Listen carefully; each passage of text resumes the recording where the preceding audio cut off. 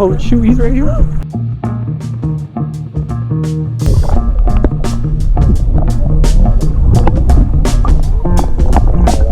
Big thanks to PCBWay for sponsoring this project. Last summer I made a bunch of progress on the e-kayak, but I discovered a big problem, or a little problem, because the kayak is way too small for both my wife and I. Every boat passing by was a little stressful because we thought we were about to take on water, so it was time for an upgrade for sure. I bought a 13-foot drop stitch kayak, so after some help from PCBWay and a new 3D printed fin, we were ready to hit the Puget Sound.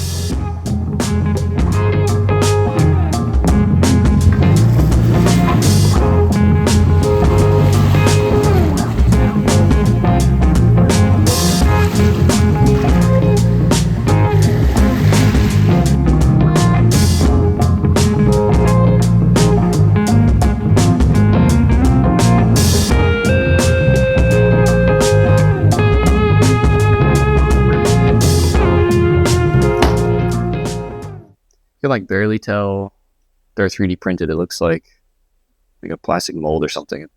PCBWay, they hooked me up with two, so I have a spare. So if I mess something up on this one, I've got an extra fin to play around with. All right, let's see if the motor fits. Hopefully I got the screw holes. All the mounting positions are right. All right, perfect.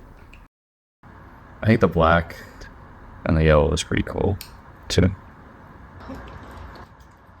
This is orange. Yeah. This is kind of yellow. Okay, it's orange. This is actually, everything works and it fits first try. Man, that looks so much better than my old one. Yeah. All right, so I'm gonna see if it fits on the kayak mount.